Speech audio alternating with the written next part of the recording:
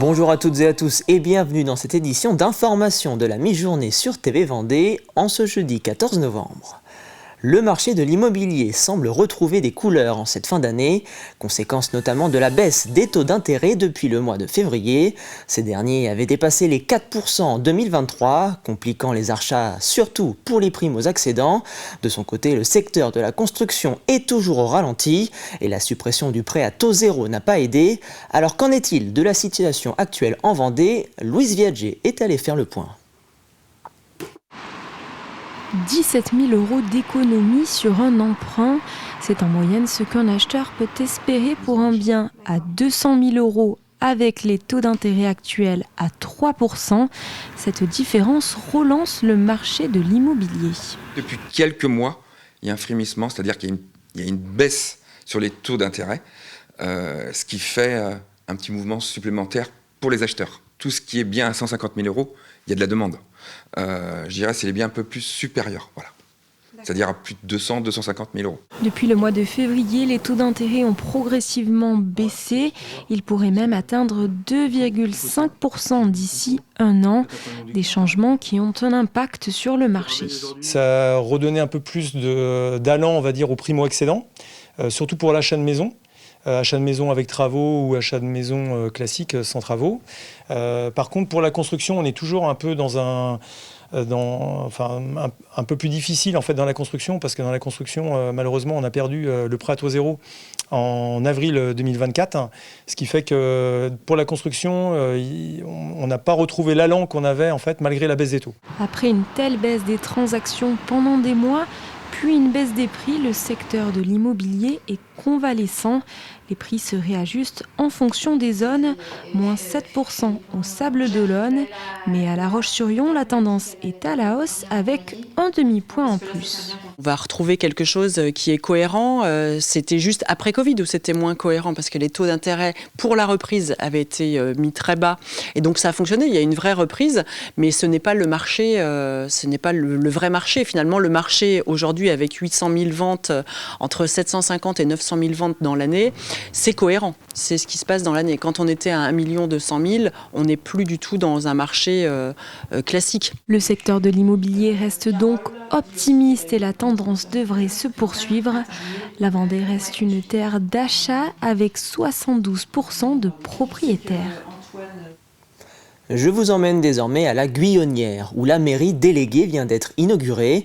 10 mois de rénovation pour ce bâtiment construit en 1976, devenu trop énergivore. Des travaux qui permettent également un meilleur accueil des 2800 habitants de cette commune déléguée de Montaigu-Vendée. Notre mairie déléguée donc, sert à l'accueil principalement de nos habitants, donc de la Guyonnière. Donc c'est un lieu de rencontre pour tous les besoins de chacun de nous, notamment que ce soit des questions sociales, d'urbanisme, de construction de projets. Au premier abord, dans une mairie déléguée, donc c'est l'accompagnement des associations donc, de la commune déléguée. C'est un accompagnement aussi au niveau de nos commerçants, de nos artisans, pour tout leur début de projet et d'installation donc, sur notre commune. Je l'avais évoqué aussi tout à l'heure, c'est l'accueil de nos nouveaux arrivants, les inscriptions dans nos écoles. Ce week-end, l'association des parcs et jardins de Vendée organise la première édition de l'opération Parc en automne. 9 parcs publics et privés seront donc ouverts aux visiteurs en accès libre. L'occasion d'y découvrir des essences peu communes dans notre département. C'est le cas par exemple à Luçon, au Jardin du Maine, où vous emmène Grégoire de Châtillon.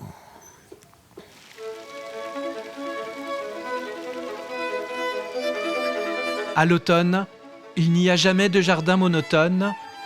Du vert au rouge, tout bouge, comme ce liquide en barre qui nous accapare. Voir les jardins en automne, c'est voir le jardin autrement. On voit un peu plus l'architecture au niveau des arbres déjà. Il y a les couleurs des feuillages qui sont sympas. L'automne, c'est vraiment une perception différente et puis c'est peut-être un temps plus apaisé au rythme de la nature en fait, tout simplement. Avec ses 4,5 hectares, le jardin du Maine de Luçon est sûrement l'un des plus beaux jardins publics de Vendée. Un jardin historique et romantique, il se doit donc d'être poétique.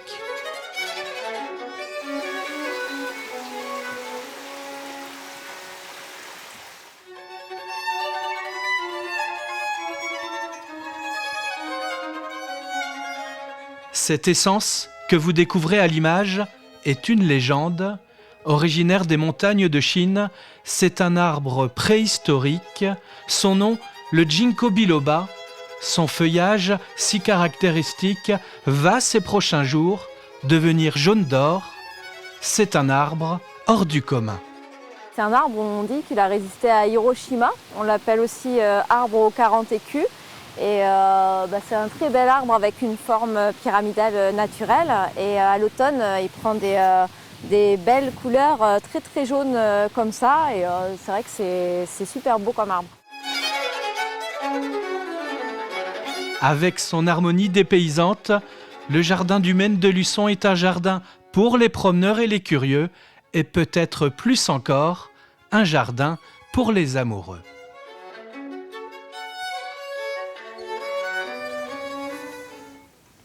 Et on termine ce journal avec un mot de sport. Ce mercredi, l'hippodrome des Terres Noires de La Roche-sur-Yon a accueilli le cross interdépartemental des établissements publics et privés. 11 courses étaient organisées tout au long de la journée. L'événement a rassemblé plus de 3000 élèves qui ont enfilé leurs baskets pour représenter leur établissement. Depuis 2 ans, on s'est doté de puces électroniques pour chronométrer les élèves. Et avant, on avait juste le classement, mais là, on peut avoir des temps de course.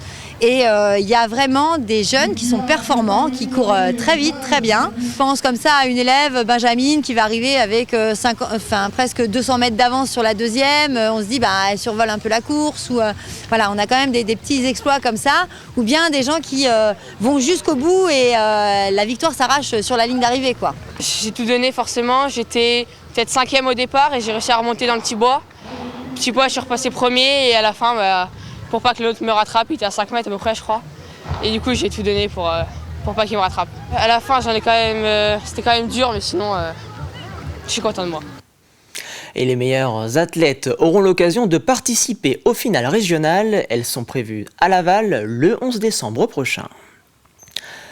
C'est la fin de cette édition. Merci pour votre fidélité. Retrouvez l'ensemble de nos reportages sur notre site tvvendée.fr.